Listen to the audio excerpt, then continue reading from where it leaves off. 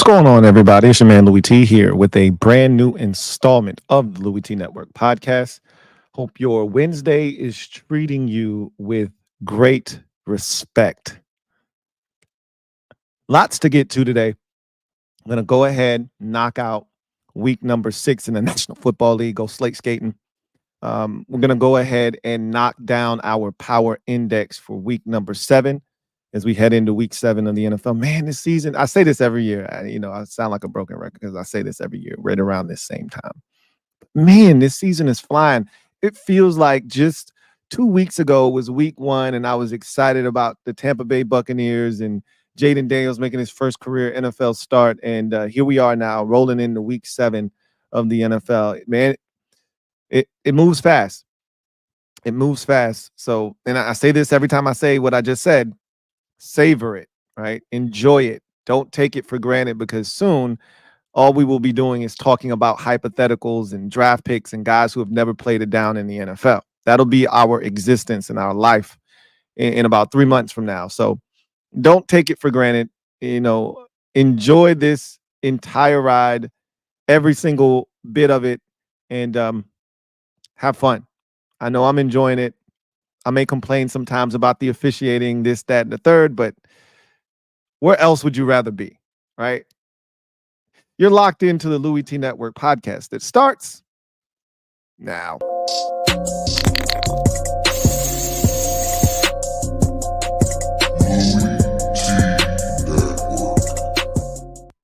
The Louie T Network is powered by MusicHead University. MusicHeads, classes in session. Turn me up. Enroll on YouTube now. Link is in the description. Who else could it be but me, your man, Louie T? Welcome to the 459th installment of the Louie T Network podcast. I, of course, am your set man, Louie T. Thank you for joining me. Lots to get to today. It's going to be interesting to see who's the next on the NFL head coaching chopping block. It feels like Doug Peterson is the next guy, right? But Jacksonville should win, theoretically speaking. They lose to New England, Doug Peterson is fired, right? It's over. You can't lose to the Patriots. Drake May didn't look half bad last week. We talked about it yesterday when we went through our rookie showcase. He didn't look bad, right? Like, they looked like a much more competent offense with him under center. Look, the turnovers are going to happen, and that's something that didn't happen with Jacoby Brissett, but they weren't going to score points with Jacoby Brissett under center, okay? He threw 3 touchdown passes last week to Drake May. If Jacksonville shows up with that same ridiculous effort that they got in the Chicago game, they will lose. And if they lose, Doug Peterson's fired.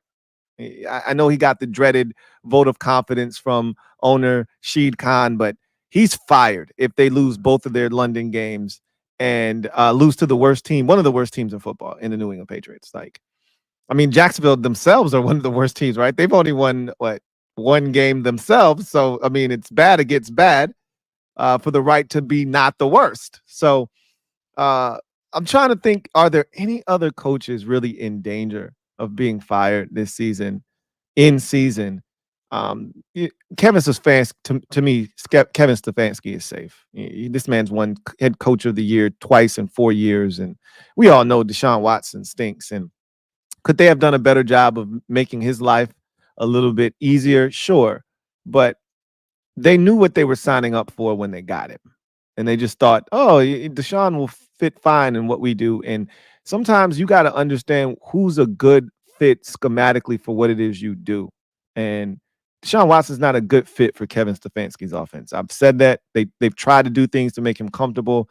It just hasn't worked. Their offensive line hasn't been good. And getting Nick Chubb back this week might be a massive help that takes pressure off of Watson and gives them a chance on a weekly basis. But I don't think that's the antidote to fix what's ailing the Cleveland Browns. But I don't think Stefanski's in trouble. Zach Taylor with the loss to the Browns could be, though. I don't see Bengals management firing a coach in season. That's not their move. So even if he were on the hot seat, I think his seat would remain warm until the end of the season, and then he'd probably be fired then, and they might look to move on at that point. Um, but that's an interesting one because the Bengals, for the first time, aren't banged up.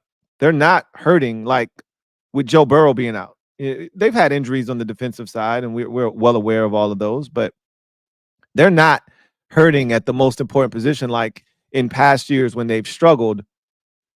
They got a healthy Joe Burrow. They've got a healthy Jamar Chase and a T. Higgins, and they're just not winning. So they won last week. It wasn't pretty. I think that extends the shelf life of a Zach Taylor this year, or at least makes his seat less warm. But they need to win again. They need to get hot here, right? They need to get hot here. So he's another interesting one to keep an eye on, but I don't think anybody's truly in danger of getting fired outside of Doug Peterson right now, but he feels like the next guy up on the chopping block. But again, we'll see. A lot of bad teams, but I think of all the situations, his seems the most dire, right? Anyway, I digress. Let's get to our gem dropping session, shall we? Yeah, I think we shall. Let me drop this gem on your melon. Open your mind, let your conscience be free. You're now rolling with your man, Louie T-double-E. Let me open you up, get you thinking a little bit. So we're going to jump into our Week 7 Power Index.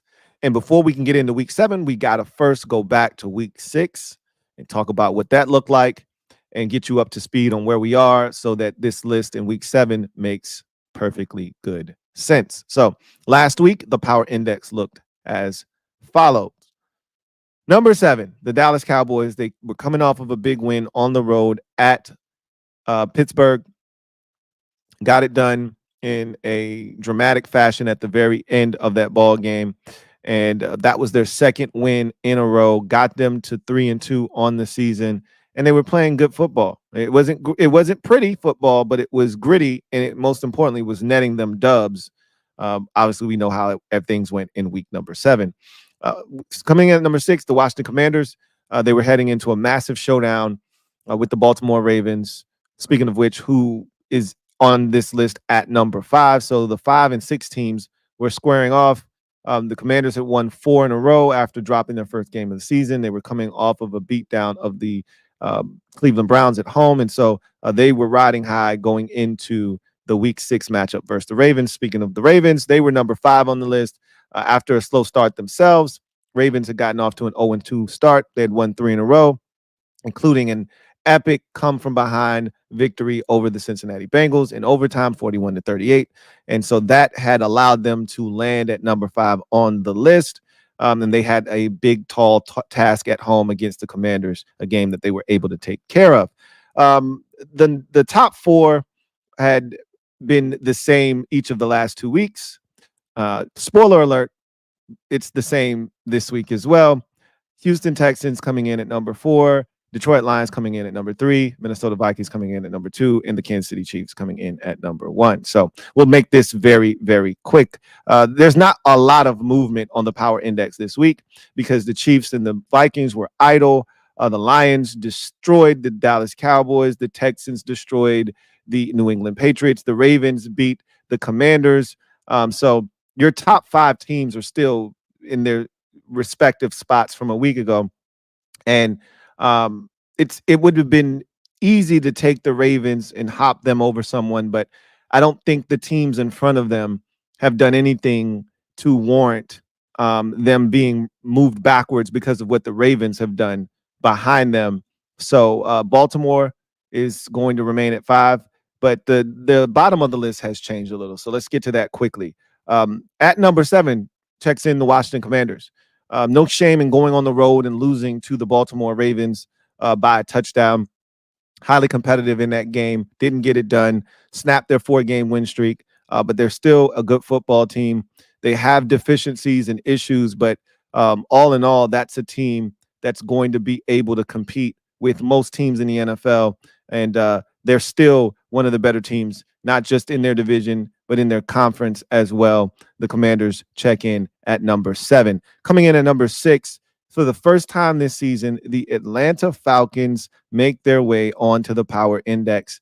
They didn't play a very, good opponent in week 6 to bolster um, their claim and their resume for being on this list. But when you look at the Atlanta Falcons, I think the thing that has made me take notice of what they're doing, I've been talking about this Falcons offense and how good it could be for a very long time. And I've looked at it and I said, if they can get on the same page, if they can get Bijan Robinson going, if they can continue to get Tyler Algier to be the hammer on the ground, if they can get, guys involved like Kyle Pitts and Drake London. And I'm really, really been impressed with Ray McLeod. He's been huge for the Atlanta Falcons. Darnell Mooney continues to be a solid receiver as well. They've got a lot of talent there.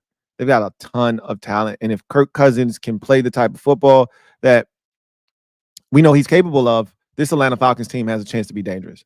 And I think we're starting to see it with the 500-yard passing game he had on Thursday Night Football a week ago, or a couple weeks ago now. And then he turns around and has another really solid performance. They ran the ball on the ground against the Panthers very effectively, and they racked up almost 40 points in that game. And when you start looking at how the Falcons are starting to get going, their biggest issue early in the season, they couldn't score points offensively. Now they're scoring points offensively. That's 2 weeks in a row. The offense has been really good and scoring points, and that bodes well for the Falcons. And I like the trajectory of this team and the direction that they're heading in. Highly competitive with the Chiefs in a loss earlier this season. Beat Tampa Bay at home. That's a good Tampa Bay Buccaneers football team. They've done some good things this season. Lost to a Pittsburgh Steelers team early in the season that is a solid group. They're not great, but they're a solid group. And Kirk wasn't healthy then. So they're figuring things out. I like where the Falcons sit. They're number 6 here on the Power Index in week number 7. As I mentioned to you, the top 5 remain the same. We'll go through them quickly, though. Baltimore, big win at home over the Commanders, 30-23. Their 4th win in a row. They get to 4-2 on the season. They lead the AFC North Division, tied with the Pittsburgh Steelers at 4-2.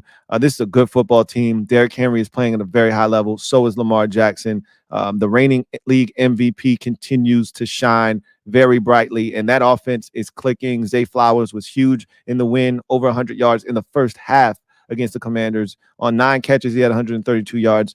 They were really good and efficient offensively in that game. And sans for a turnover on the first possession. The Ravens did not punt the football after a punt in the first quarter. At the very end of the first quarter, they scored on every single possession that mattered the remainder of the game. They're flowing on offense. The defense is solid. It's not a great unit by any stretch of the imagination, but they're a really solid group. And that's going to be a fun team to watch continue to evolve as this season goes along. The Ravens check in at number 5. The Texans remain idle at number 4. Look, they went to New England, did what they were supposed to do, put up 40 points, and took care of business against a Patriots team that's not very good. But the thing that was most impressive is Joe Mixon was back in the lineup for the first time since week 2, I believe, or maybe 3, and he picked right up where he left off. He was fantastic in this game. So no ill effects from the ankle injury that kept him out of the lineup for the last 3 to 4 weeks. He over 100 yards on just 18 carries, I believe. Caught the football out of the backfield, had a receiving touchdown, had a rushing touchdown. He was fantastic, and he changes this offense drastically. Even without Nico Collins, they were still dynamic and explosive with Tank Dell and Stephon Diggs, Dalton Schultz, and now you add in Joe Mixon, and it's a very dangerous group. And then adding Nico Collins back when he comes back from his hamstring injury is just only going to strengthen this Texans team. They get it done 41-21 over the Patriots, get to 5-1. They're the only 5-1 team in the NFL, and so they remain at number 4. The Detroit Lions check in at number 3, have been at number 3 for the last 3 weeks. Same with the Texans at number 4 the last 3 weeks. And the Lions simply put belt to ass against the Dallas Cowboys in week number 6, 47-9 thrashing and destruction of the Dallas Cowboys. They had fun. They were trying all kinds of trick plays and forcing turnovers. And the only bad news coming out of that game was the injury to Aiden Hutchinson. Obviously, fractured tibia and fibia and all of that stuff. And you hate to see it, man. It was a nasty scene. If you watched it, your leg isn't meant to bend in that direction with that type of force. And so that was a scary scene. Was carted off. Obviously, had emergency surgery. Everything has gone well. They expect a full recovery, and he should be ready for next season sometime. But in the meantime, they're going to have to figure out how they're going to circumvent that loss. I expect them to be major players in the trade market here as the deadline approaches. A guy like Hassan Reddick, if they can find a way to make it worth the Jets' wild, would be, I think, a very good move on their part. But if the price is a little too steep, they may look elsewhere for an edge rusher that can maybe get to the quarterback, because that's going to be the missing piece. He was such a good player for them, like TJ Watt-esque for them. And he was leading the NFL in sacks when he got hurt. So you hate to see it, but they still went out and absolutely obliterated the Dallas Cowboys. And that's 2 weeks in a row of over 40 points. I would say now that they've hit their stride offensively. It was a little bit of a slog, right? It was a slog to start this season off where you just like, something's off with that offense. The defense was carrying them while they were trying to figure it out. Now they figured it out, right? And 42, I believe, against the Seahawks, and then 47 against the Cowboys. I'd say that they figured it out offensively. The defense continues to create turnovers and be very disruptive, and that's a dangerous, very dangerous Detroit Lions team. Speaking of which, they're in a very dangerous division right now. All teams have 4 or more wins, including the 5-0 Minnesota Vikings, who check in at number 2 on the Power Index. Vikings were off this past week after taking care of business against the Jets over in London a week ago. So they're going to come off the bye, and guess who they're playing? You guessed it, the Detroit Lions. So the 2 and 3 teams on the Power Index will be squaring off in week 7. So that's going to make for great theater. This Vikings team has found ways to get it done, and quietly they traded for Cam Akers yesterday. And so that's a reunion of sorts. Cam Akers was with the Vikings, if I'm not mistaken, last season or the year before, one of the two. I think it was last season. And so he's very familiar with Kevin O'Connell and the offense that they run. That's a plug-and-play situation. I think this was less about Aaron Jones being hurt and more about the fact that they don't necessarily love Chandler as a primary back, right? Because if they loved their situation behind Aaron Jones, they didn't need to do this. I don't think they trust Chandler. He had a fumble, and the run game wasn't all that good with him against the Jets in that game over in London. And so you bring over Cam Akers. He gives you more depth in that backfield, and it makes you feel a little bit better about your situation. So the Vikings quietly make a move to bolster their running back room. And you have to take pressure off of Sam Darnold, right? You can't let Sam Darnold feel like he's got to go out and win you the game. That's how things can go off the rails. So I love the move. And they're 5-0. They're coming off the bye, and we're going to see what they look like off of this bye as they will battle the Detroit Lions for possession of first place. That's going to be a big one in week number 7. And then the number 1 team, you guessed it, the Kansas City Chiefs. Till someone beats them, this is what it is. The Chiefs are number 1. They too were on a bye week in week number 6. The last time they played, they took care of the New Orleans Saints on a Monday night. They come off the bye. They've got the San Francisco 49ers. That's going to be a big game in week number 7 as well. 49ers coming off of a win themselves on Thursday Night Football on the road against Seattle. They're looking to get their lives together. The Chiefs have been living dangerously, feels like, and so somebody's going to get them eventually. This isn't a team this year that you feel like has a chance to go 17-0. No team in the league is good enough to go undefeated. There are only 2 left, and both could lose this week, theoretically speaking. At some point, someone's going to get the Chiefs. Could be the 49ers this week. We'll see. But they've found ways to win, and that's been impressive because before, in the early stages of the Mahomes era, it was all about the offense and Mahomes' magic and him finding ways to get it done. And that way, right? Outscoring opponents.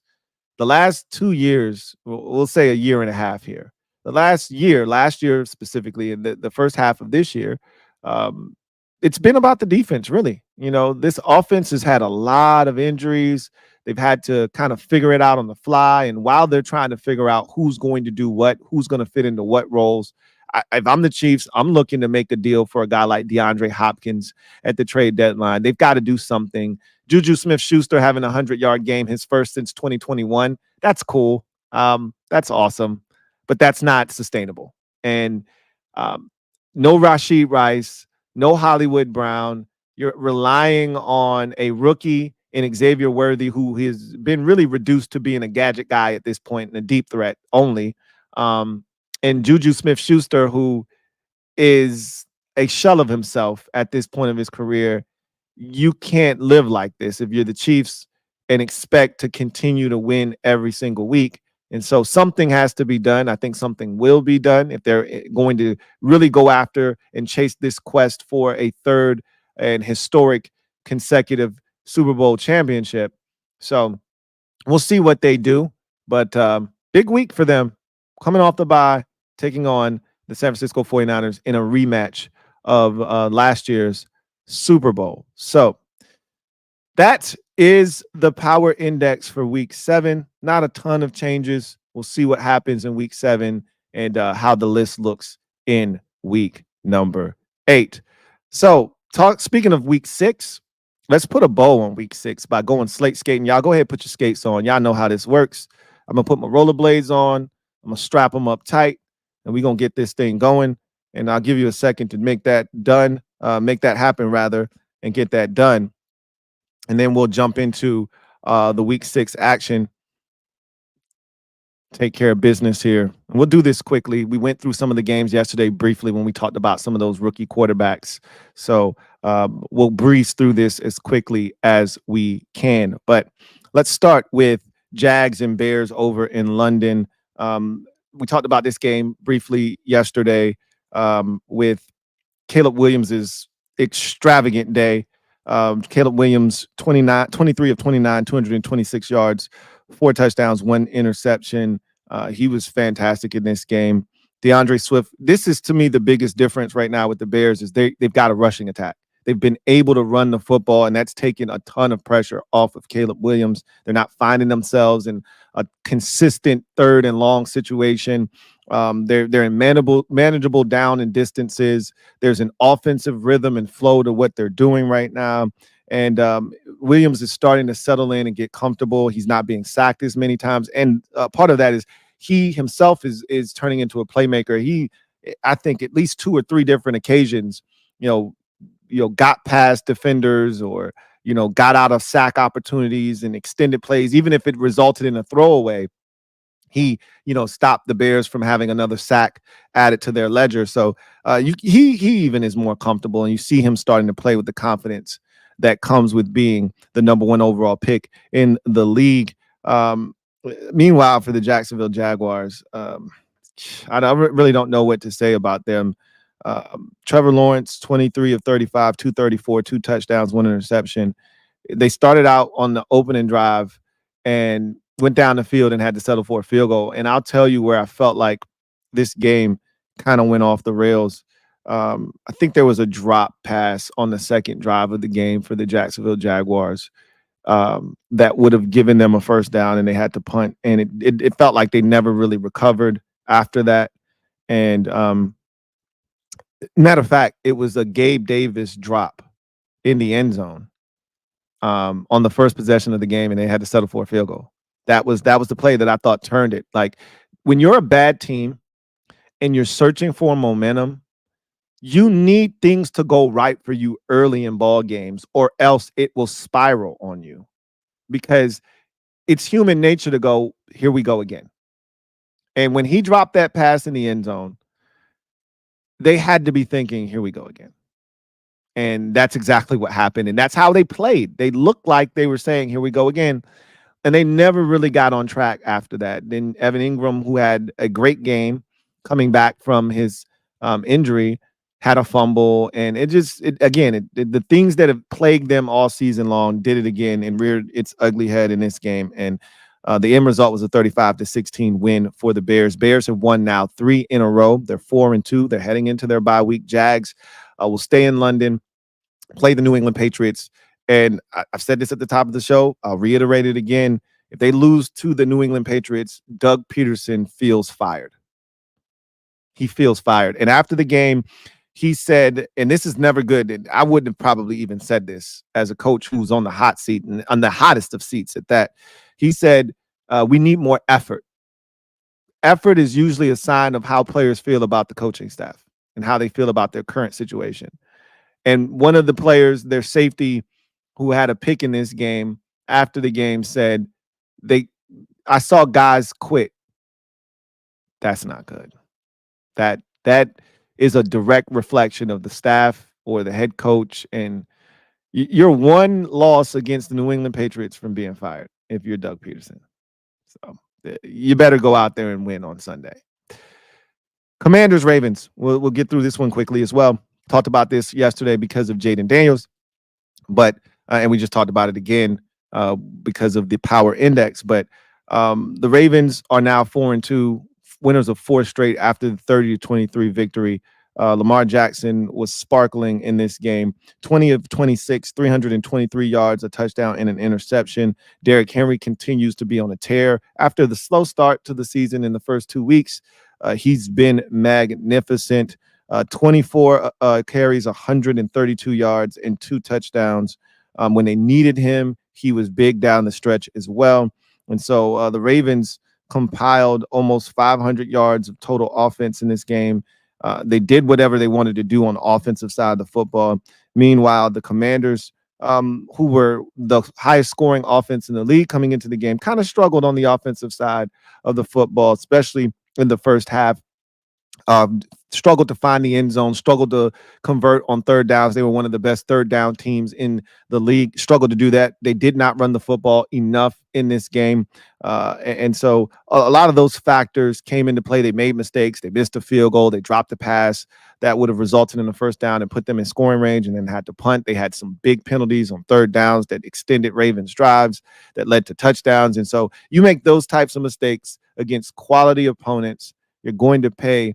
And the Ravens made them pay in this game. Continue to play excellent football, and they're rolling right now. They are rolling. They're 4-2, and they look like one of the best teams in the NFL, not just the AFC. So you get to Texans, Patriots. We talked about this game yesterday as well when we talked about Drake May, but we'll go over a couple other things. We really didn't talk about it from the Texans side. I did mention it when we were going through the power index, but CJ Stroud, 20 of 31, 192 yards, 3 touchdowns, 1 interception. But it was really more about Joe Mixon in this game. 13 carries, 102 yards, 1 touchdown. Rushing, he added 2 catches, 30 yards, and another touchdown receiving. So this is about Joe Mixon and his return and what he does for this Texans offense.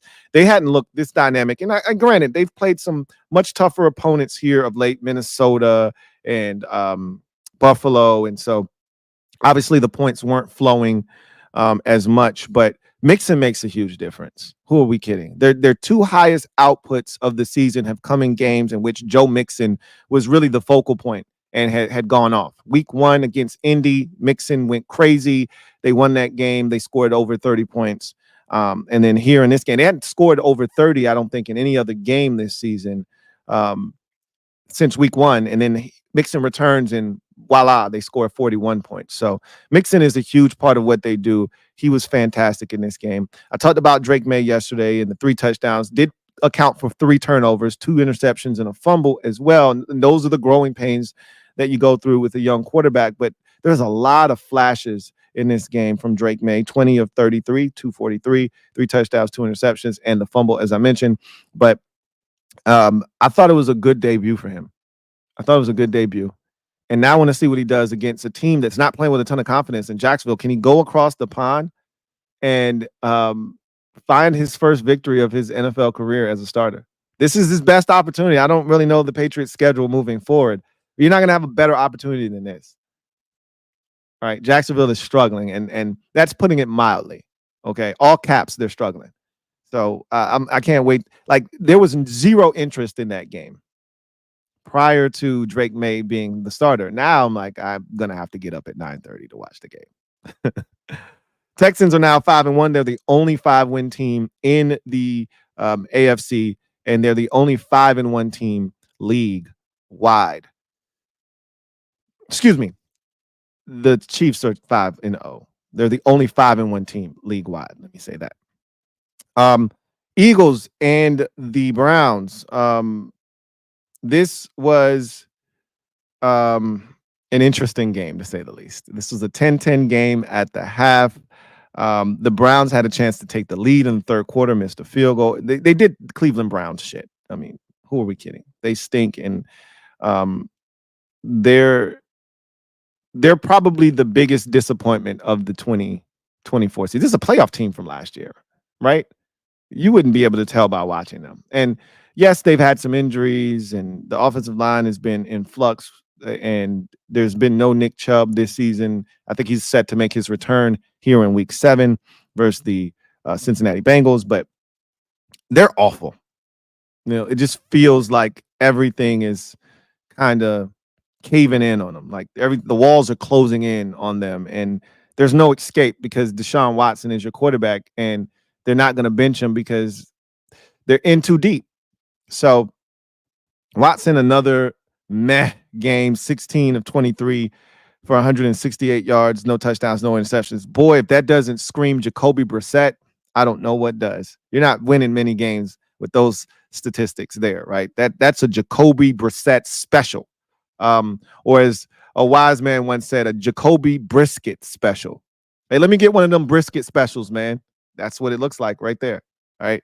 The run game was solid here against the Eagles. 25 carries, 100 yards. That's 4 a pop. The problem was they couldn't score on the offensive side, which has been their issue all season long. They scored a touchdown in this game, but it didn't come from the offense or the defense. It was on special teams. They blocked a field goal and returned it for a touchdown. And so they were in this game. Were the Browns right until the very bitter end, but in typical Browns fashion, they do some of the most comical things. So it's 13-13. They give up a touchdown on a shallow cross to Devontae Smith for like 50 some odd yards, wide open, mesh concept, really more like a pick route. And the pick works to perfection. Touchdown. They're down 7 now. They drive the ball all the way inside the Eagles' 5-yard line. And then they proceed to have 3 consecutive penalties that force them to have to settle for a field goal. Like, I can't make this stuff up. They did the same thing against the Commanders, where they got all the way down inside the Commanders' 10-yard line. Watson throws a perfect pass to Jerry Jeudy. He drops it. Then they proceed to have 2 consecutive penalties, the second of which is a 12 men on the field, so they end up taking a delay of game because they don't want to take a timeout because they already took a timeout earlier on the possession, which I'm like, I don't care that you've taken a timeout earlier on the possession. You're down by a gajillion points. You need a touchdown. You can't settle for a field goal. And they ultimately kick a field goal in the Commanders game. They did the same thing in the Eagles game. They needed a touchdown. You're not good enough. You're not getting down here again because you never get down here. You're finally down here. You need a touchdown. You have to go for it. And they have all those penalties and they kick a field goal. And of course, they never got back down there again, and they lose the game 20-16. So such is life for the Browns. This, to me, it's less about the Browns, though. It's more about the Eagles. This was unimpressive. Now, a win's a win in the National Football League. I say that all the time, but you're coming off your bye. You're getting all your guys back. You're fully healthy. There's no excuse for this type of performance. Everybody is beating up the Browns. Everybody's taking their turn on the Browns, and you were only able to score 20 points, barely eke by. You lose Jordan Mailata in this game to a hamstring. He's going to be out for at least the next 2 to 4 weeks. So it's going to be interesting to see how they navigate this. Also, Dallas Goedert, I think, left this game with a hamstring. Not sure the severity of that injury. So they've got a big one now on the road against the Giants. Saquon Barkley returning to the scene of the crime. That's going to be a big one. I expect that to be a very passionate and emotionally charged crowd, how do the Eagles handle that? In past years, oh, it doesn't matter. They're going to go in there and destroy the Giants. As a wise man says, not so fast, my friends. That one has a chance to be very interesting in week number 7. Eagles are now 3-2 on the season after the 20-16 win. Nick Sirianni got into it with some fans after the game, and in typical Nick Sirianni fashion, doesn't know how to control himself and conduct himself leaving the field, and so he had to apologize for that. It is what it is, but it just feels like he's kind of, I think, moving towards his departure in Philadelphia as well. This kind of feels like if this thing doesn't go well, and I don't see this season going well for the Eagles, but they've got a favorable schedule, as I've mentioned. But hey, you don't beat the Giants. Hey, you don't beat Cincinnati. Those are your next 2 opponents. This thing could go off the rails. So we know they're a front-running team. If they win this week and they beat Cincinnati and they get hot, we know they can start playing really good football. They're a front-running team. So we'll see what happens. But if it doesn't go well this season, he's going to be fired. It feels inevitable right now. Cardinals, Packers. This one kind of got sideways rather quickly. This thing was 24-0 at one point, and at that point, I kind of stopped watching it. It was on the TV, but I wasn't really paying much attention to it. I'm not even gonna hold you. The Cardinals are Dr. Jekyll, Mr. Hyde. You know, one week they're going toe-to-toe with arguably the best team in the conference, in the Detroit Lions, 20-13. The next week they're getting drubbed at home, 42-14 to the Commanders. The next week they're on the road in an upset victory over the San Francisco 49ers. The following week they lose 34-13. I can't figure these guys out. But let's make this about the Packers, man. 22 of 32 for 258 yards, 4 touchdowns and 1 interception for Jordan Love. He was spectacular, but again, I worry about Jordan Love because he does a lot of things that are unconventional that make you say, hey, that worked. Don't do that again, please. Okay. There's a touchdown to Romeo Doubs where he just throws the bitch up. Now, Dobbs is able to adjust to the football, catch it, and get in the end zone. That's great, but not necessarily a great throw nor decision. But it worked out. And so when they work, everybody's cool, right? But there are times when it doesn't work and you go, hey, Jordan, what were you thinking there, buddy? And so I don't know, man. I love me some Jordan Love, and I think I just love watching him because he's so unpredictable. Like Jamie Foxx, unpredictable. He's just so unpredictable. And I think I'm not a Packers fan, so I'm okay with watching his unpredictability. My heart would be in my throat at all times if he was my starting quarterback, because I just don't know what the hell he's going to do. Similar to Josh Allen, he's got a lot of that in him where you're like, hey, bro, how about you don't run all the way to the right sideline and then throw all the way back across your body to the middle of the football field to who you think is an open receiver. Let's not do that. But it's Jordan Love, and he's like, hey, it'll be okay. I'm Jordan Love. Don't worry about it. And so, I don't know. He makes me nervous, but again, it's very entertaining theater, I will say. It was good to have Romeo Doubs back in the mix after he kind of sat out last week. Well, he was suspended last week for pretty much saying, man, I ain't getting a rock. I ain't feeling this shit. So he just didn't show up to work last week pretty much a couple times.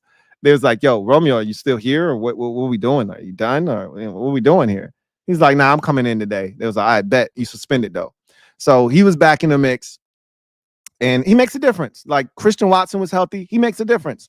So obviously they don't have an alpha at receiver, but they got a bunch of guys that when they're all healthy and they're all playing well, it gives the Packers a chance to be dynamic on offense. And they were in this game. The defense stepped up, got after Kyler Murray, made him uncomfortable. The biggest thing is when you play the Arizona Cardinals is you have to stop the run and make Kyler Murray beat you. They did that in this game, held them to less than 100 yards rushing, and that was the difference. They were able to get to the run game, forced Kyler Murray to beat them. Marvin Harrison Jr. left this game with a concussion in the second quarter, did not return, so sounds like he's going down that Malik Neighbors path where he may miss the next game or two with a concussion. And once he left the game, it felt like they had no chance on offense. They already were struggling in the first quarter, but once he left the game, it felt like they had no chance on offense. And so the Packers get it done 34-13. They're 4-2. And as I talked about, that's a great division right now. Packers are 4-2. Bears are 4-2. We talked about them. Lions are 4-1. And the Vikings are 5-0. So no division right now playing better football than the NFC North.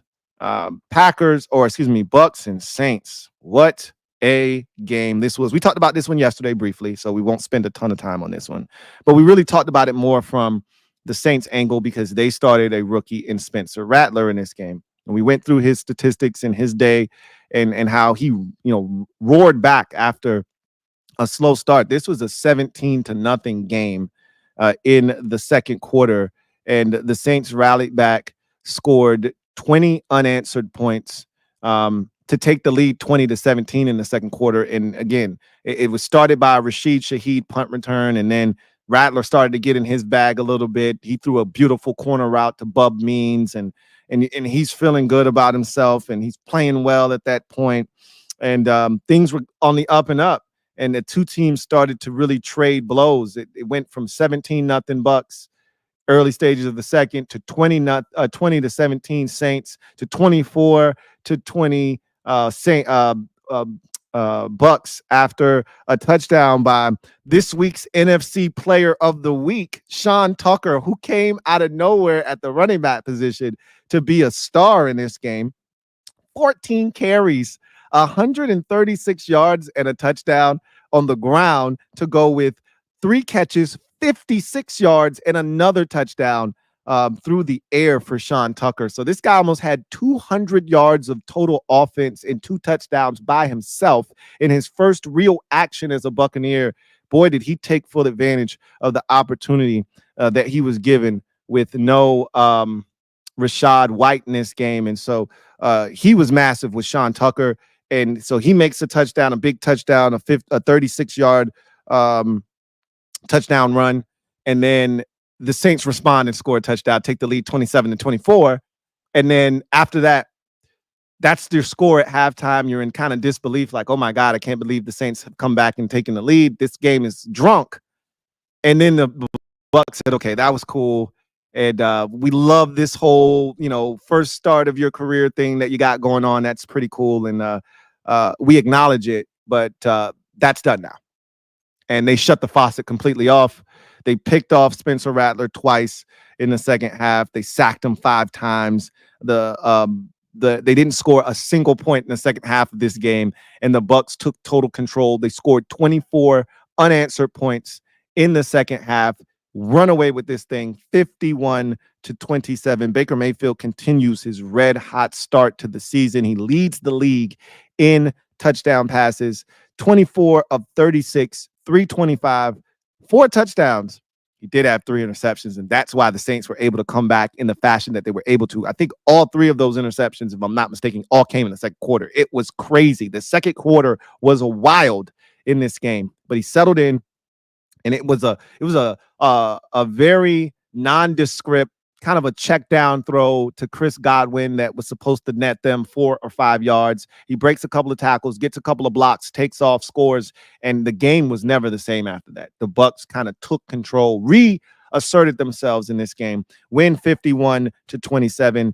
The Saints, who started off as one of the hottest teams in the league, scored 91 points through the first 2 weeks. We've done this spiel already. Every week they lose, we bring that up, or at least I bring it up. They've now lost 4 in a row, and they're heading in the wrong direction are the Saints. Meanwhile, the Bucks rebound after a gut punch of a loss on Thursday Night Football to the Atlanta Falcons and score 51 points. I think they're the first team in the NFL this season, if I'm not mistaken, to score 50 points in a game this year. And now they're 4-2. And look, man, I think this is sustainable for Tampa Bay. I think they're going to end up being in the mix when we start talking playoffs at the end of the season.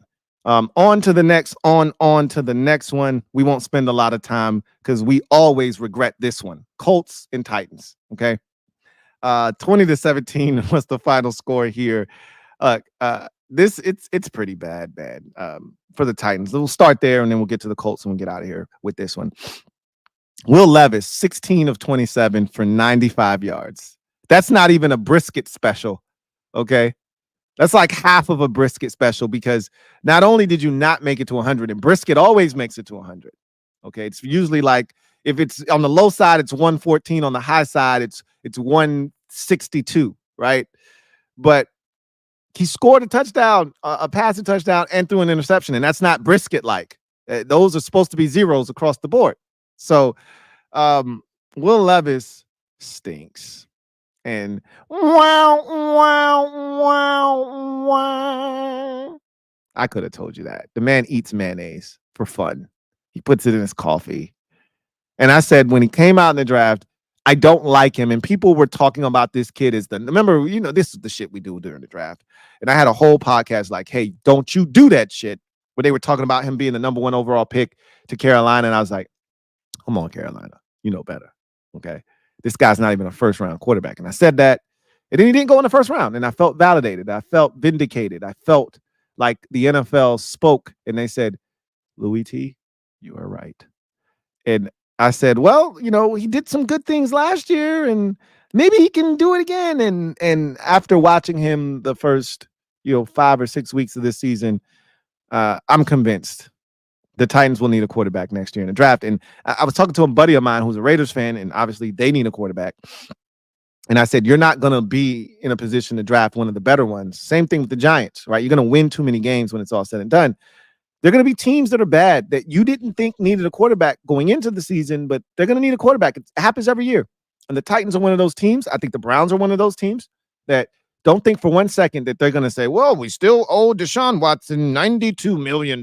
So we're not going to draft the quarterback. If they got the second pick in the draft, if the Browns have the second pick in the draft, they're taking a quarterback, right? If the Titans have the first, second, third, fourth, fifth pick in the draft, they're taking a quarterback. And there are going to be other teams that stink this year that are probably going to need a quarterback as well. So it's going to be interesting to see how things shake out, what the Titans do. But there's no other options on the bench. Like, there's nowhere to turn. They just stink. And that's why if you're a team looking to try to bolster your roster, you got to pick up the phone and call the Titans. There's no out for them. There's no, light at the end of the tunnel. He isn't good. They don't have anybody behind him that, inspires change or gives you a reason to believe. They're stuck. So a guy like, and I've seen, rumors of, well, we're not really, in a rush to trade DeAndre Hopkins. You should be. You should be. Right? Drop that price up. Get as much as you can for him. And whatever else you got that's worth a damn. Because this ain't it. I can assure you this ain't it. If you're the Colts, just find a way to win, man. You play in a division that isn't very good.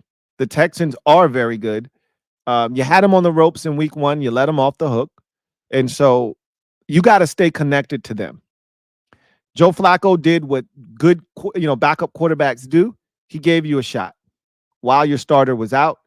In the 3 games, essentially, because Anthony Richardson got hurt in the Steelers game, very early in the Steelers game. And Flacco came in, saved the day there.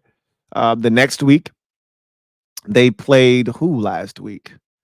I think they played, who did they play last week? They played somebody they lost last week. I can't remember who they lost to, but Flacco gave them a shot last week, I believe. You know what? I don't need to guess. I can tell you who they played last week. They played the Jags last week and they lost. And I thought they would lose, but Flacco played well, right? They lost 37-34. The defense let them down in that game. And then this week, they played another team in the division, and this time Tennessee on the road, and they took care of business. It wasn't pretty. And Flacco had a bad interception early that changed the tenor of this game. They were up early in this game where the Colts 10-0 and or excuse me, 7-0, and they were driving for another score, it felt like. And then Flacco throws an interception, and the Titans end up getting a touchdown off that turnover. And then from that point on, they were in a dogfight. But Flacco made plays down the stretch, a big touchdown toss late to Michael Pittman Jr., and they were able to preserve the victory 20-17. They're 3-3, and but all signs point to Anthony Anthony Richardson returning from injury this week. That kid just feels, as big as he feels fragile. And I'm almost like, when is he going to get hurt next? For all of the talk about, other quarterbacks, I'm not going to say any names, and oh, this guy is fragile. The guy that has the biggest frame and all of this stuff is the guy that always ends up getting hurt. Make it make sense. Anyway, I digress. Chargers, Broncos, AFC West family business. You know how the family do it. This was a one-sided beatdown for 3.5 quarters. And then the Broncos said, wait a minute, it's the fourth quarter and the game's almost over and we haven't scored? Oh shit, let's do something about this. This was 23-0 with about 8 minutes to go in the fourth quarter. 23-0. The Chargers were dominating this game. This was the best passing game. And just to show you how this offense is de-evolved from a passing standpoint under Jim Harbaugh and Greg Roman, Justin Herbert was 21 of 34 for 237 yards and a touchdown and no interceptions. And this was his best passing game of the season by miles. Okay. So this is Justin Herbert, the guy that we were used to seeing go, 38 of 49 for 412 yards and 4 touchdowns and 1 interception in a 36-33 loss. We were accustomed to seeing him do that all the time. Now he's turning around, handing the ball off. 38 carries in this game for the Chargers, 25 of which went to J.K. Dobbins. But Herbert looked good in this game. He had a nice touchdown throw to Kamani Vidal, who's a rookie running back out of Troy, who made his first career had his first career NFL exposure in this game. And on his first career NFL touch, he runs a wheel route up the sideline, catches a touchdown, and scores. And so Herbert looked good. He was efficient. And the good thing is when he's not turning it over, because they're not asking him to do as much in the running football, they're going to be hard to beat. They're going to be hard to beat. And we talked about this game yesterday, so I'm not going to, bore you with the specifics because we talked about Bo Nix yesterday, but Bo struggled for the first 3 quarters of this game. Missed open receivers, had pressure on him, was running around like a chicken with his head cut off. He was largely ineffective, which is why they were shut out for 3.5 quarters. But then Bo came to life in the fourth quarter. It became Bo time. And all of a sudden, they score on 3 consecutive possessions. They go for 2 after the second touchdown that they scored. They don't get it. They get the ball back. They get a field goal. And all of a sudden, it's 23-16. And the Chargers have to recover an onside kick. It doesn't go long enough, goes out of bounds, and the Chargers win the game 23-16. So they come off their bye. They go on the road. They get it done. After starting the season off 2-0, they had lost 2 in a row, going into their bye. And now they get off the schneid, get back to their winning ways. Just an interesting side note, kind of scary even. Jim Harbaugh, before the game, right, as it was starting, had to go into the blue tent, and was evaluated for a heart arrhythmia. And, his heart was fluttering. And so they took him in the back. They did some x-rays. Everything settled down. They brought him back out. He coached the game. Everything was fine. But, he said he's going to see his heart specialist, his cardiologist on Monday. And so hopefully everything goes well with that. That was a scary situation, but he was able to coach the game. Chargers are now 3-2. Broncos, after starting the season off 0-2, ran off 3 straight, are now 3-3, have their 3-game win streak snapped in this ball game. Steelers, Raiders. Interesting stuff with the Steelers. So we'll start with them. 32-13 victory over the Raiders for the Steelers as they get back to their winning ways after starting the season off 3-0. They'd lost 2 straight, and the offense was sputtering.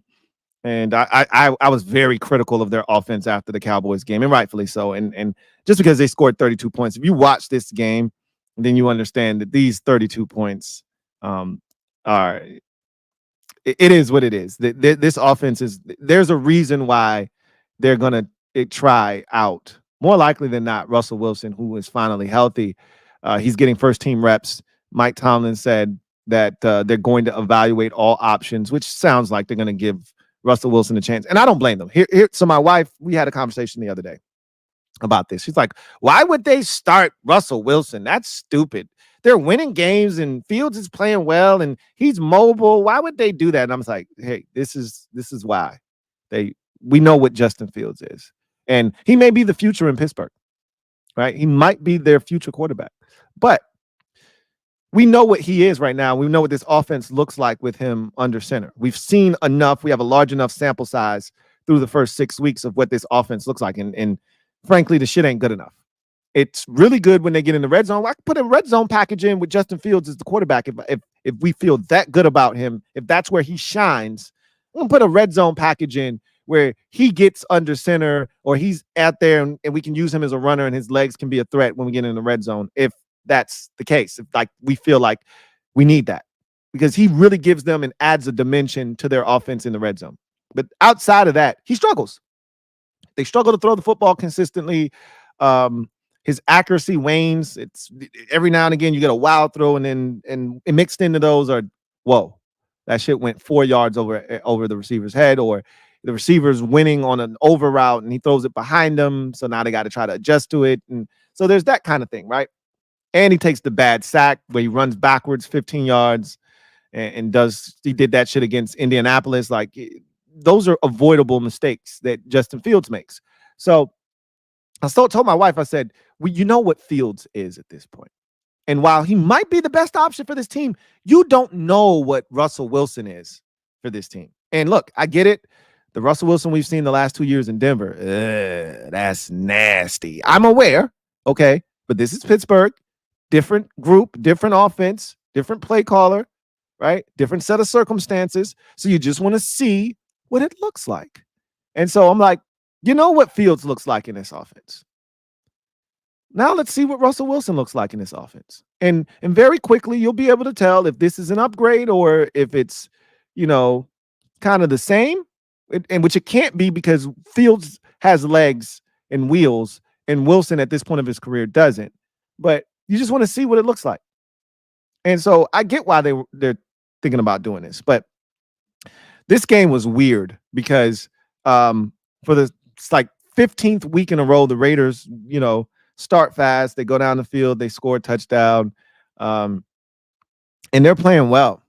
And the Steelers, the only reason this game was even close in the first half is because the Steelers' inability to put the ball in the end zone in the red zone. The Raiders, got to give them credit for coming up big in the red zone, stopping the Steelers and forcing them to kick field goals. But the Steelers were moving the football. They just weren't finishing the drives with touchdowns. So this was a 12-7 lead at halftime. They went for 2 after a touchdown, didn't get it.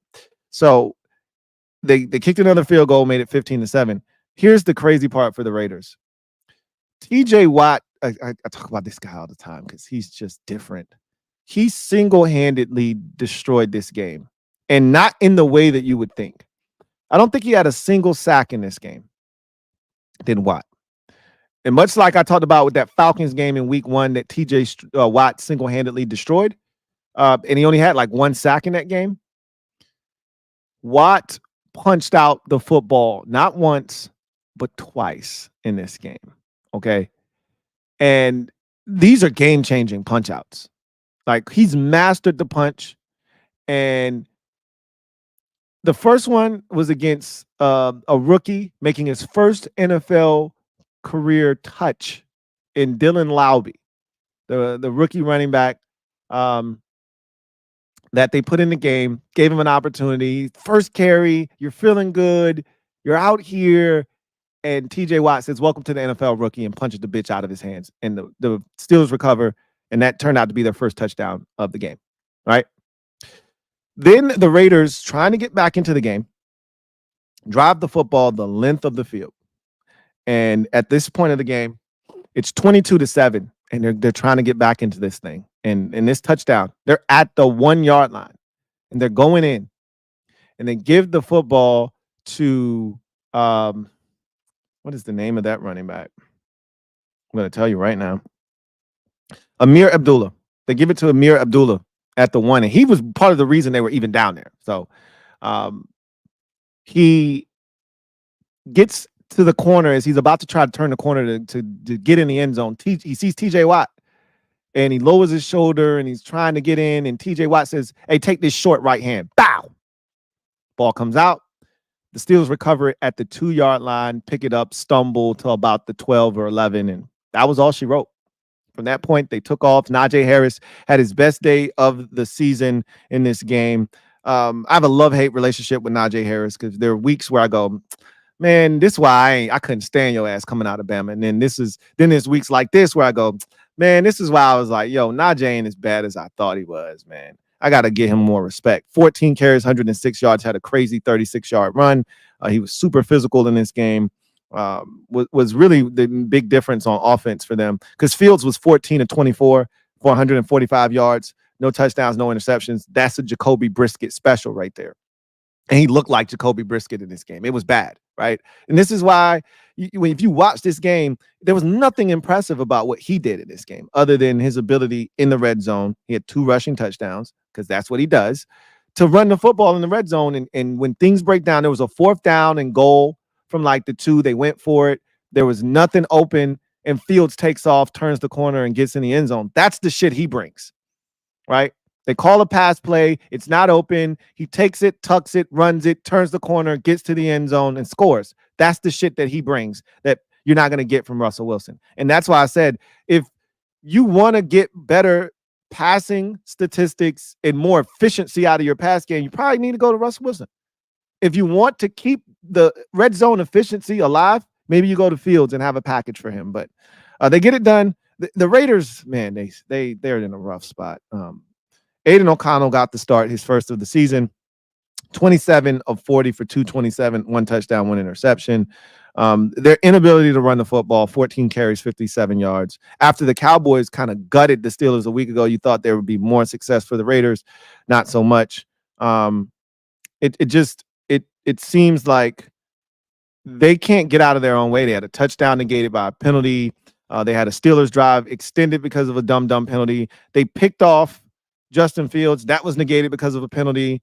Like, they couldn't get out of their own way. I talked about the 2 fumbles already. Devon Diablo came back, and he was a man possessed in this game.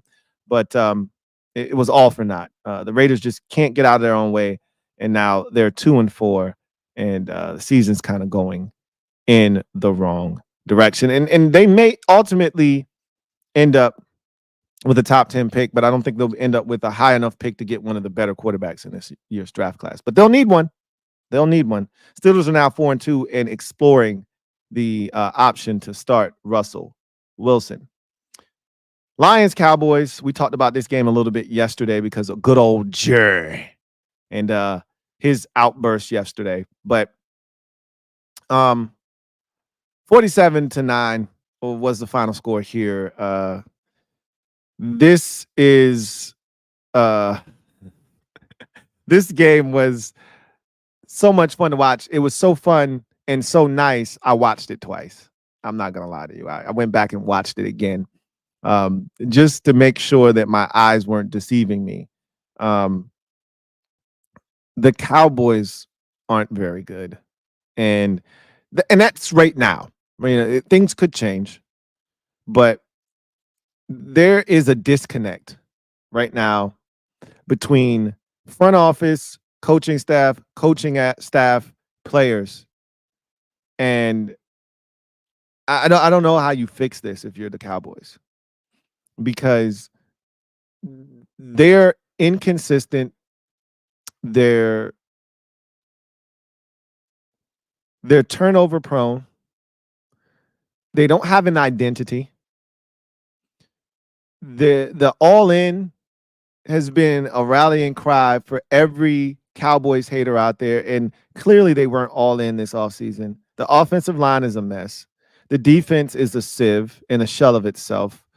Dak Prescott has regressed, clearly, in this season. He's throwing a ton of red zone interceptions, turning the ball over. Had in the Steelers game, he had the 2 interceptions and the fumble in the red zone.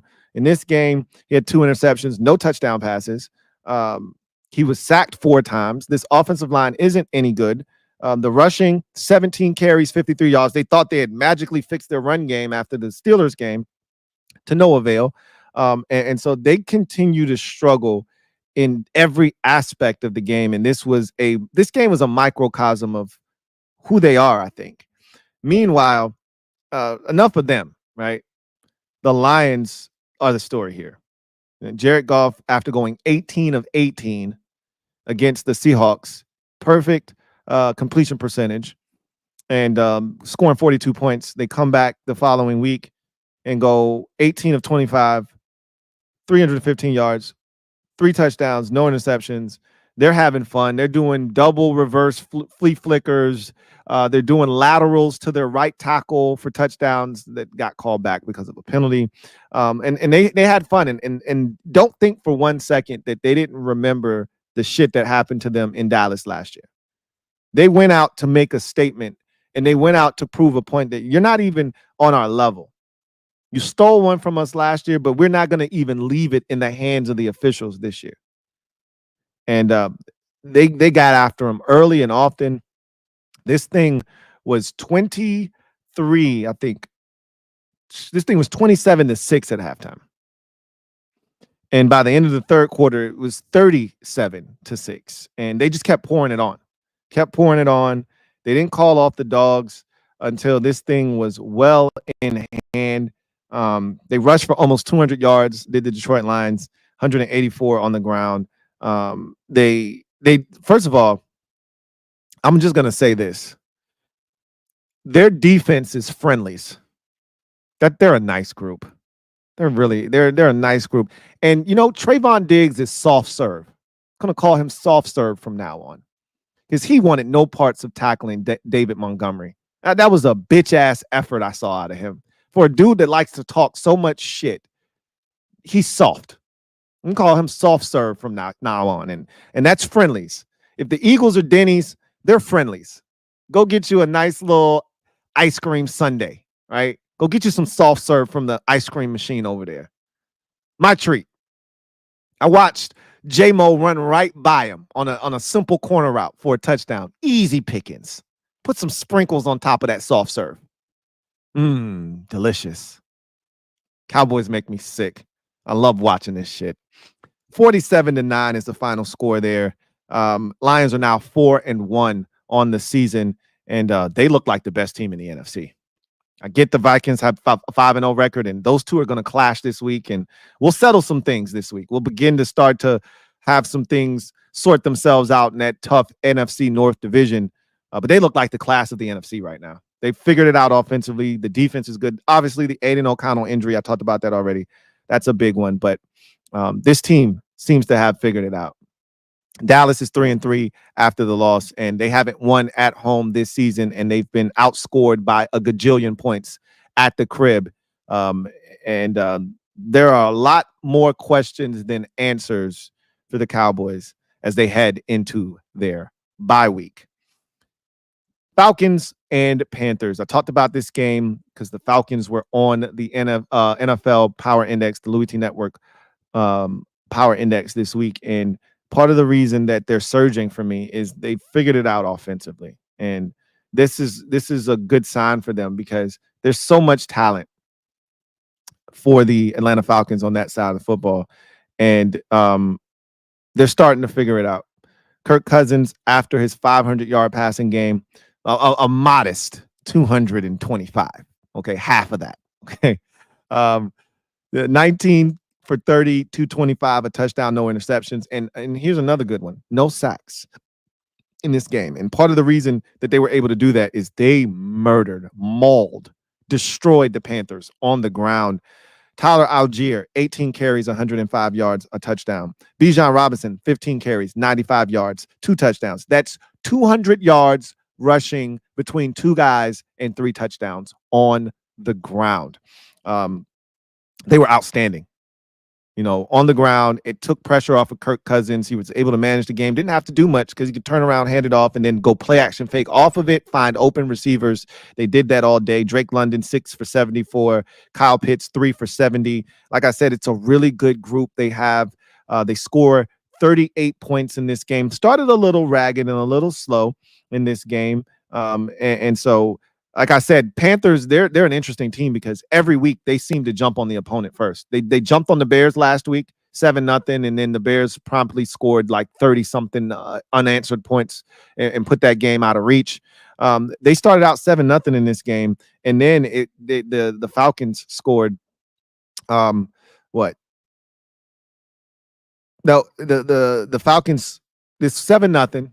Then the Falcons scored a touchdown. Then the Panthers scored a field goal, and then the Falcons then proceeded to score 12 unanswered points, take a 22-10 lead. The Panthers got a touchdown right before the half on an impressive drive to put them right back in the game. And they were hanging around in the second half. And then it's 25-20. Like, they're right there. And then the Falcons took off. And you started to see, why the Panthers are the Panthers. Dalton was picked off a couple times. He had a bad interception that he threw, rolling out to his right, trying to hit one of his. I'm gonna tell you right now, Deontay Johnson's really good, and Xavier Leggett is he's good too. Like, they got some stuff, man. Chuba Hubbard is playing well. 18 carries, 92 yards. He's had a really good season to this point. They're running the football very effectively, and Deontay Johnson, 6 catches, 78 yards. Leggett had a nice touchdown grab, corner end zone, used his size to go up and high point the football. Like, they got some stuff in Carolina, man. They got some stuff, but they just defensively, they're just not good. That's their biggest issue, is they can't stop anybody. They're giving up the most points in the NFL this season, and they're not good enough offensively to win in a shootout.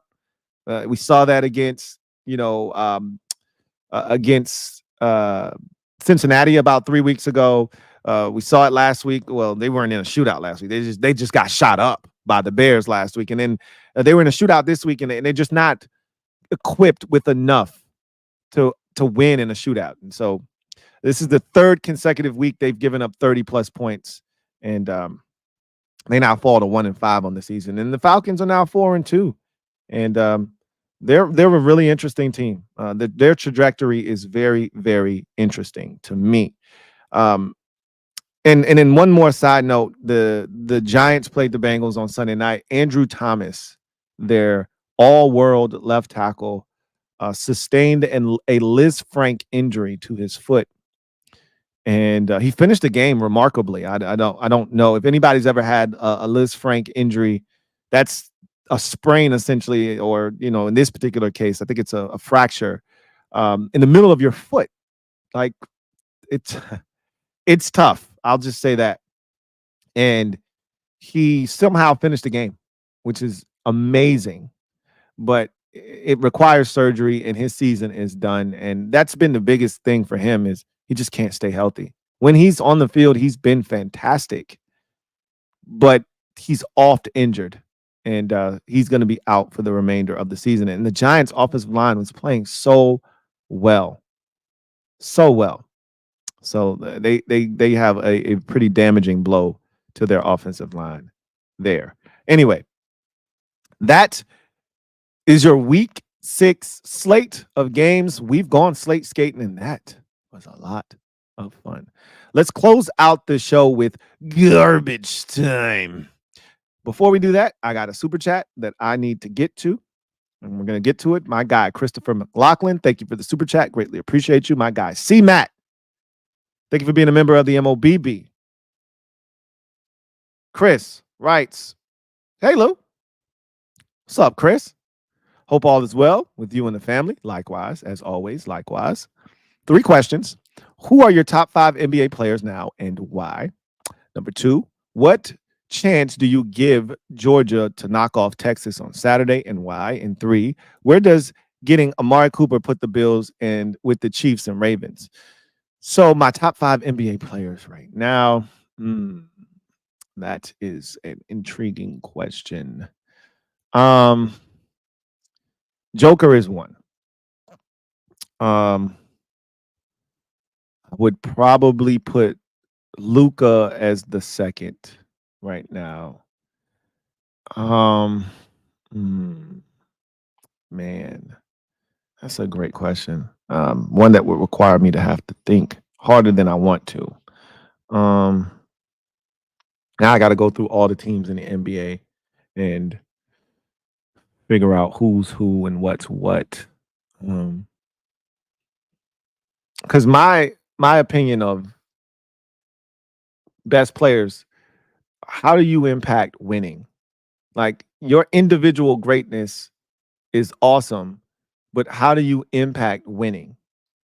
And those two impact winning at a very high level. It's the LeBron effect for me with Luka in particular, because the Mavs aren't any good without him. And in the case of Joker, I mean, how many times has the guy won MVP in a row? The Nuggets don't win an NBA championship. They're not even a championship caliber team without him. So, like, that's the kind of impact you're looking for. There's so many good players in the league, though. Oh, man.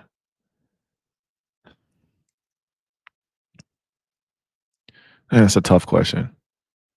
That's a really tough question. I would have to think, because if I make a list of 5, I know I'm going to leave 2 or 3 dudes out that I'm like, man, I actually think that guy might be better. And the NBA is so far removed from my brain. I'm not even going to hold you. Like, if you ask me this question in 3 months when I'm actually watching the league, I rattle off my 5 guys. Like, it's hard for me. I know the NBA and ESPN came out with their list of the top 50 players. I didn't look at it though. That might have given me a better working framework to kind of give you a list. Those two, stick out obviously. One was in the finals this year, and the other won the NBA finals last year. So those are easy to pick out. I don't think any of the Celtics players are top 5 in the league. So, they're the best team. But as far as the best player, I probably would say Giannis is probably in the top 5. He's just so unstoppable offensively. And again, impact, right? He didn't play in the playoffs last year and they lose in the first round. And if he's out there, there's no way they're losing to Indiana in my mind. But he's that big of a presence. Probably put him in there as one of my top 5 players in the league right now, because he makes such a big difference. Man, there's some talented, like Anthony Edwards. I don't think he's ready to be in the top 5, but I could see him being a top 5 player here shortly. I don't think he's ready to be in the top 5 yet, though. I need consistency from him. But when he's at his peak, I mean, it's the same thing I could say about Ja, but Ja's got to play and he's got to be consistent. And so, there are guys that I think have a chance to be in that discussion here shortly, but they're not there yet. That's all I got for you. I got 3 guys right now. I'd have to think about some other dudes. No, I don't think Shea. Somebody said Shea. I don't think Shea is a top 5 player right now. I love Shea. Love his game. Love his impact. I don't think Shea's a top 5 player yet. But when you talk about all-around game as a defender and as a scorer, facilitator, he can do everything. He's in that top 10 conversation, though. I think he's outside of the top 10 right now, top 5 right now. But Shea's in that. Steph, man, I think Steph is still top 5. I do think Steph is still top 5. Even though I think he's on the back end of his career, I still think he's one of the best 5 players in the NBA. His impact is great. We saw it in the Olympics, right? I'd probably put Steph in there too. That's 4. I'd have to come up with one more, but anyway, I digress. What chance do you give Georgia to knock off Texas on Saturday, and why? I give them a great chance. Georgia is a very talented team. I don't trust their offense. That's my issue with them. Defensively, I know it wasn't good against Alabama, but I think they're good enough, defensively to slow down Texas. I don't know if offensively they're good enough. They struggle on offense at times. They're games that the opposition is in for 2-3 quarters at a time. I mean, I watched them go to Kentucky and struggle, right? Not that Kentucky's a pushover, but they easily could have lost to Kentucky. Like, they struggle on offense. So I'm not sure what offensive Georgia team I'm going to get. Texas, to me, has looked really good, both sides of the ball thus far. But without a doubt, Georgia can beat them. Without a doubt. Um, and it's because Georgia's been in these games before. They've got the pedigree. Texas hasn't been in these types of games in a very, very long time. And I'm not talking about playoff games. They were in a couple of playoff games last year with the Longhorns. Or they were in one game last year. They lost. But I'm talking about like the SEC and having to do this week. Like they're used to, all right, we got the Red River shootout or the Red River rivalry against Oklahoma. And then the next week they got Kansas. They got KU. Let's go beat KU up. Get ourselves back together after that emotional win last week. Nah, it's Oklahoma and now it's Georgia. And now you got it's the SEC. And I think it's that mental struggle that I don't know if they can get up for Oklahoma and then turn around and have to get up for Georgia the next week. We're going to find out how mentally tough they are. It's a different animal being in the SEC. Georgia's used to the gauntlet. They've been here before. They know what it's like to play Bama one week, Florida the next week, Tennessee the next week. They know what that's like. Texas doesn't. So I'm anxious to see what it looks like for them. Where does the Amari Cooper trade put the Bills amongst the AFC elites? Right in the mix. They got drubbed by Baltimore. So you got to assume that they're not in front of them right now. But if those two teams play 8 weeks from now, with Amari Cooper being settled in and comfortable and them having a bit of a rapport, I'd like to think that they'd be a much better team and they'd look a lot different than they did the first time the two teams met. We always know Buffalo gives Kansas City fits. They may not always win the game, but they give them fits. They beat them last year in the regular season. They just don't know how to beat them when it counts the most in the postseason. So this is a big deal. The Amari Cooper trade, I talked about it yesterday on the podcast. That's a big deal. Bigger than, to me, Devontae Adams going to the Jets. That'll be the thing that gets talked about the most because Devontae Adams, Aaron Rodgers, they move the needle from a interest standpoint. But if you're talking about impact, I think the greater impact, because the Bills are, I think, the class of the AFC East. This gives them a bona fide number one wide receiver that kind of properly slots the rest of their guys, and it gives them a chance to win. So, yeah, I think that one is I think that's where I feel like they're third in that pecking order, but they're not that far away, right?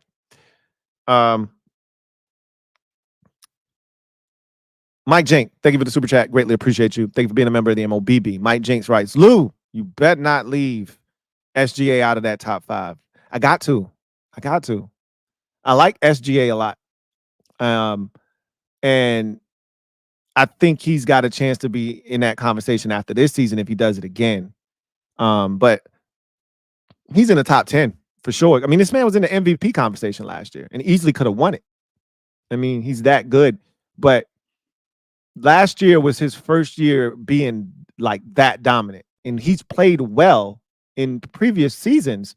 But last year, he hit the scene and elevated the OKC Thunder to the heights and levels that we didn't expect.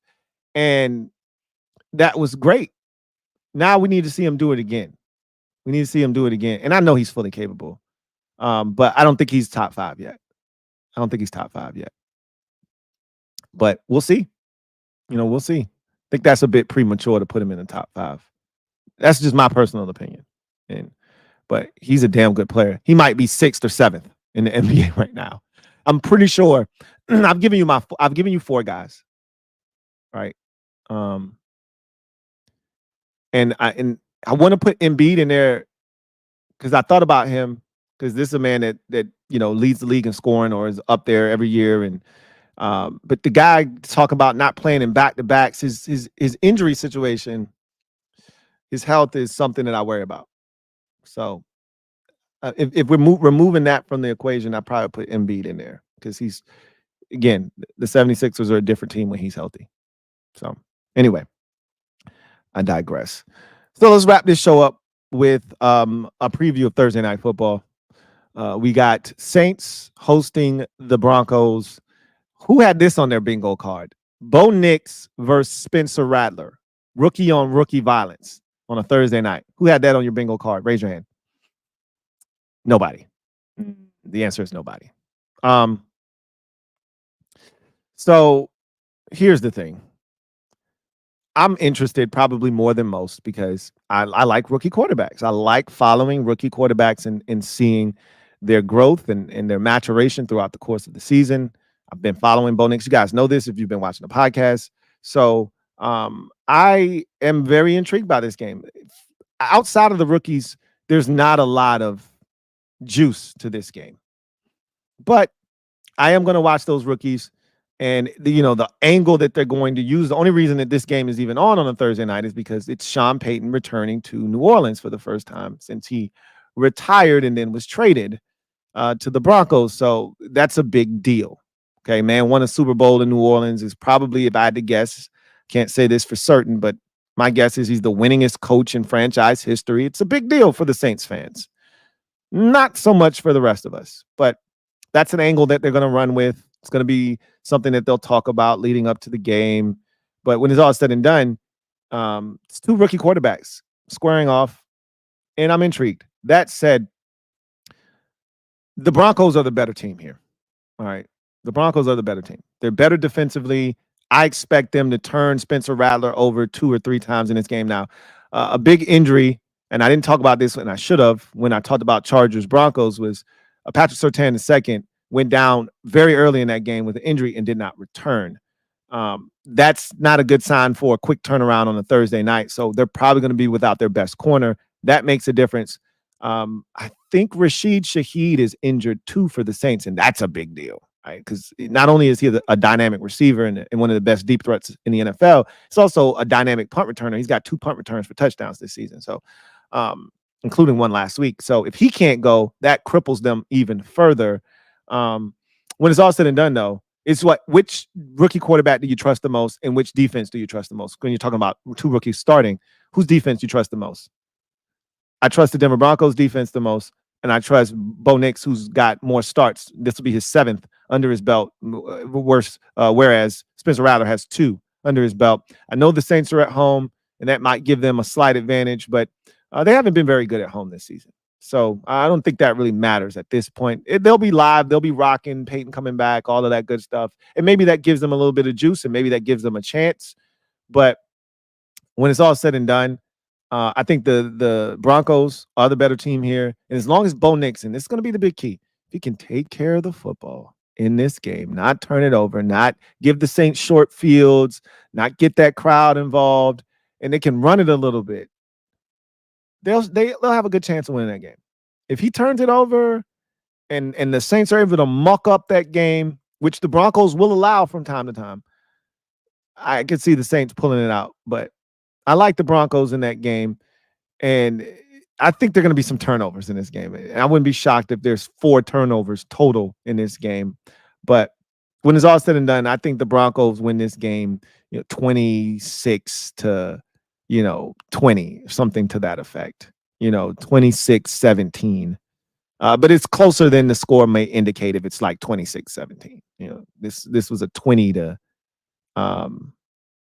19 to 17 game, and then they scored a touchdown late to kind of push it, out of reach or something. So anyway, I digress. That's going to do it for me, your man Louie T, here on this installment of the Louie T Network podcast. I look forward to chopping it up with you guys next time. Next time could be tomorrow, but more likely than not, it'll be Friday, which is why I did my preview just in case I don't see you tomorrow. I've got that on the records, but we will be back on Friday, get to our money picks of the week, among other things, and kind of set the table for the weekend coming up, college football, all that good stuff. And look forward to chopping it up with you. Maybe open the floor. We haven't had social media maneuvers this week, and so I think that we'll do that on Friday.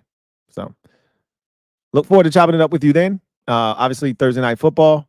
Hopefully I'll see you for after that game. I get that most of you might not be interested in that game, but you know where to find me after that game's its conclusion. If you're a Commanders fan, I'll be live tonight somewhere in that 9:30, 10 o'clock range.